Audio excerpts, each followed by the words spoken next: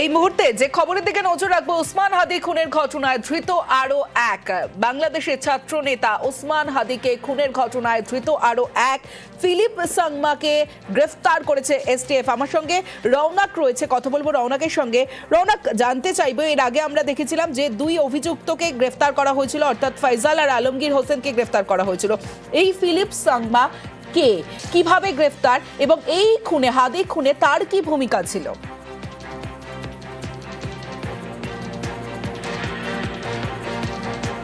রৌনক, শোনা যাচ্ছে?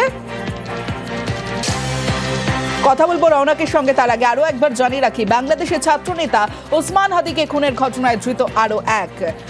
আমার সঙ্গে রৌনক রয়েছে। রৌনক, এর আগে আমরা দেখেছিলাম ফয়সালকে এবং আলমগীর হোসেনকে গ্রেফতার করা হয়েছিল।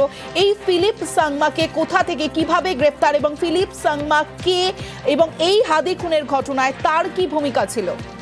দেখো, একেবারে ফয়সাল এবং আলমকে গ্রেফতার করার পর পুলিশের কাছে প্রথম প্রশ্ন ছিল কিভাবে এই অভিযুক্তরা সীমান্ত পেরিয়ে ভারতে প্রবেশ করে। সামনে উঠেছিল একজন দালালের নাম, এবং এই সেই ফিলিপ সাংমা, যিনি কিনা অবৈধভাবে মোটা টাকার বিনিময়ে বাংলাদেশ থেকে এই অভিযুক্তদের ভারতে প্রবেশ করিয়েছিল। এবং তারপরে যখন বাংলাদেশের পুলিশ তার খোঁজে তল্লাশি চালায়, সেই বিষয়ে বুঝতে পেরে তিনিও অবৈধভাবে একেবারে ভারতে প্রবেশ করে এবং বিভিন্ন জায়গায় আত্মগোপনের চেষ্টা করে।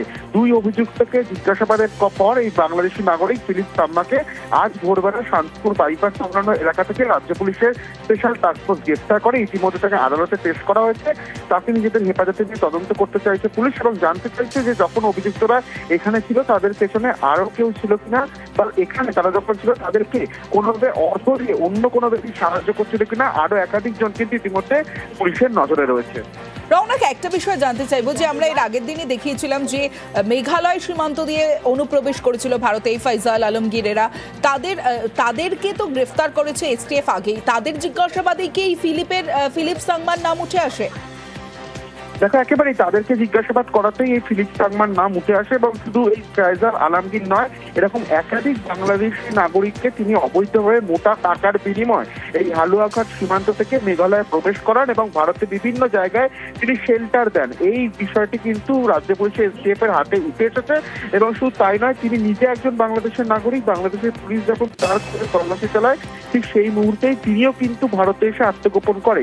ইতিমধ্যে তাকে জিজ্ঞাসাবাদ করা হচ্ছে, এবং যে বিষয়টি পুলিশের এখন সব থেকে প্রাথমিক তদন্তের বিষয়, যে যখন এই অভিযুক্তরা ভারতে আত্মগোপন করেছিল তাদেরকে অর্থ দিয়ে কেউ সাহায্য করেছিল কিনা, বা শেল্টার কারা কারা দিয়েছিল, গোটা বিষয়টি কিন্তু ইতিমধ্যে রাজ্য পুলিশের স্পেশাল টাস্ক ফোর্সের তরফ থেকে খতিয়ে দেখা হচ্ছে। রৌনক, একটা বিষয় আমরা এর আগে দেখেছিলাম যে ফয়সাল এবং আলমগীর হোসেন তাদেরকে বাগদা সীমান্ত থেকে গ্রেফতার করা হয়েছিল। ফিলিপ সাংমাকে কোথা থেকে গ্রেফতার করা হলো? দেখো, ফিলিপ সাংমাকে আজ সকালবেলায় শান্তিপুর সংলগ্ন বাইপাস থেকে গ্রেফতার করা হয়। মূলত তিনিও কিন্তু বাংলাদেশে ফেরার চেষ্টা করছিল। তিনিও বনগা এবং একাধিক জায়গায় গিয়ে রেকি করেছিলেন, কারণ তিনিও দেশে ফিরে যাওয়ার জন্য অবৈধভাবে প্রবেশ করার চেষ্টা করছিল। এবং এই দুই অভিযুক্তকে জিজ্ঞাসাবাদ করার পর তার নাম সামনে আসে এসটিএফ এর কাছে। তার টাওয়ার লোকেশন ট্র্যাক করে আজ ভোরবেলায় শান্তিপুর সংলগ্ন যে বাইপাস রয়েছে সেই বাইপাসের ওপর থেকেই তাকে গ্রেফতার করা হয়েছে। ইতিমধ্যে তাকে আজ বিধাননগর আদালতেও পেশ করা হয়, এবং নিজেদের হেফাজতে নিয়ে রাজ্য পুলিশের স্পেশাল টাস্ক ফোর্স তাকে ইতিমধ্যে জিজ্ঞাসাবাদের যে প্রসেস সেই প্রসেস শুরু করেছে। বেশ।